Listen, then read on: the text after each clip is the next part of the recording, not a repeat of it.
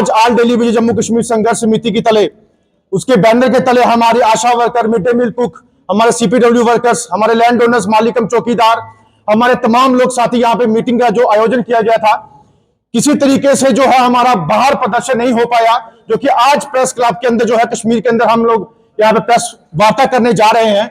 हमारी पहले से काफी लंबे समय से डिमांड है कि आखिर वो दिन कब आएगा जब इनको इनका इंसाफ मिलेगा। सरकारें बनती हैं, मैनिफेस्टो में इनके नाम आते हैं, लिस्टें बन जाती हैं। जब सरकारें बन जाती हैं तो फिर इनके जो है बातें असेंबली के अंदर नहीं बल्कि अपनी सैलरी बढ़ाने के लिए बात होती है, अपनी गाड़ियां, अपने प्रोटोकॉल, अपने बंगले, अपनी कोठियां नहीं बनाने की बात होती है। लेकिन हमारे इन मासूम लोगों की बात क्यों नहीं होती जो लाइन में सर्दी गर्मी बर्फ में वोट डालने के लिए खड़े होते हैं? इनके इंसाफ की बात क्यों नहीं होती? तीसरा, लैंड ओनर को कंपनसेशन जहां उसके बदले जाप देने की जो बात की थी वो लागू होना चाहिए। और चौथा, हमारा जो रिटायरमेंट पॉलिसी है वो उनके लिए फ्रेम होनी चाहिए।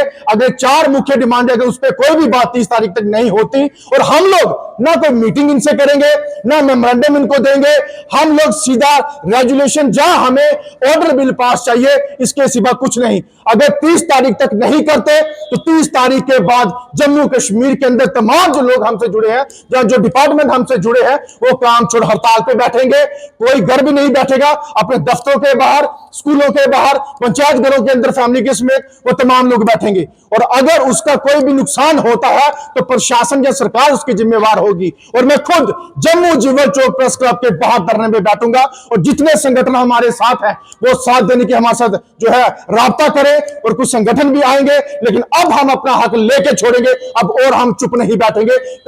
काफी सह लिया, काफी सुन लिया, काफी देख लिया।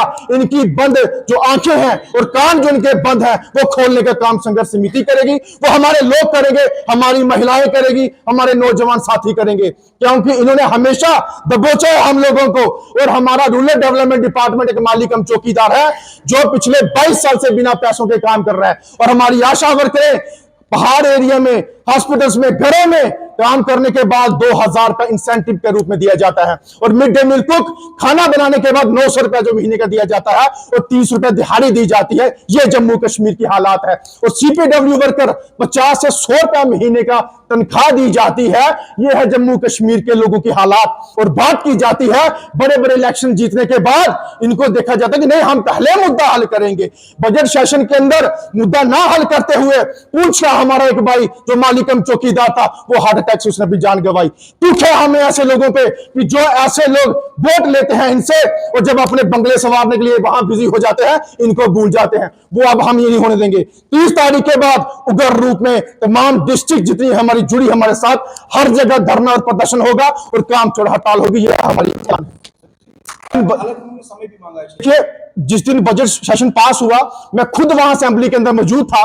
मैंने भी आस लगाई थी जब उमर साहब बोलते जाते कब बजट में डेली वेजेस का नाम आता है, तो मैं वहीं पे नारा लगाता कि उमर साहब जिंदाबाद। लेकिन टोटली डेली वेजेस का जब नाम नहीं लिया गया, हमें तो दुख हुआ ही हुआ।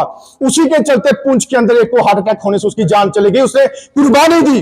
और कितने लोग ऐसे मासूम लोग जो आज भी परेशान हैं, जो आज दुखी हैं। और असेंबली के अंदर इन्होंने जो है अपना हड़कम बड़कम मचाई है कि मेरी 5 लाख सैलरी कर दो, मेरी फलानिया गाड़ियां ला दो, मेरे फलाने बंगले ठीक कर दो, फलाने टेंडर पास कर दो। और उनके लिए कोई कमेटी फ्रेम नहीं होती, इनके लिए 6 महीने की कमेटी फ्रेम होती है। और कमेटियां पहले भी बनी है और 25 साल से सरकारें ये काम करती हैं। अब नई कमेटी बना के कौन सा काम कर लेंगी। और कमेटियों से भी मिला, मैं मुलाकात मेरी उनसे हुई, वेरिफिकेशन इनकी मंगाते हैं, इनके डॉक्यूमेंट मंगा रहे हैं। वेरिफिकेशन किस बात की? ये वो लोग हैं जो पंचायत घरों को संभालते हैं, हॉस्पिटल को संभालते हैं, स्कूलों को संभालते हैं। ये कोई बाहर से उठ के नहीं आए, ये आप लोगों के जम्मू कश्मीर के बाशिंदे हैं। इनसे वेरिफिकेशन मांगोगे आप? अब कोई वेरिफिकेशन नहीं, हम लोगों को इंसाफ चाहिए।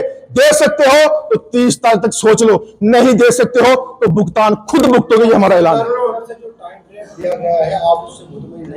मेरे को बताइए, जब अपना प्रोटोकॉल, अपनी गाड़ियां, अपनी सैलरी बढ़ानी हो, उसके लिए कोई भी टाइम फ्रेम नहीं होता, ऑन द स्पॉट ऑर्डर होता है। गरीबों के साथ क्यों नहीं इनके लिए जो है बात उठती? गरीबों को सबसे पहले, उसके बाद अपने घर भरे इनके। मुझे बताइए कौन सा एमएलए इतना गरीब है जिसको 5 लाख चाहिए? सबके सब गाड़ियों वाले, कोठियां वाले, बंगले वाले हैं। इनको खर्चे ज्यादा लगते हैं। जो गरीब बेचारा, जिसके बच्चे स्कूलों से निकाले जा रहे हैं, जिनके पास कोठियां मकान नहीं है, तो मुझे बताइए उनके लिए बाद में उनके लिए कमेटियां फ्रेम होगी। यह सरासर गलत है। और 25 साल से इन्होंने हर डिपार्टमेंट को पता कौन कितना खाता है। आशा वर्कर का पूरा डाटा है इनके पास, मिड डे मील का डाटा है, माली कम चौकीदार का डाटा है इनके पास, ओसीपीडब्ल्यू का डाटा है, लैंड ओनर का डाटा है। ये बेवकूफ बना के रखा है। लोगों से मालिकाना हकूक की जमीनें ली है और आज तक कंपनसेशन नहीं दिया। ये डिस्क्रिमिनेशन हम नहीं होने देंगे।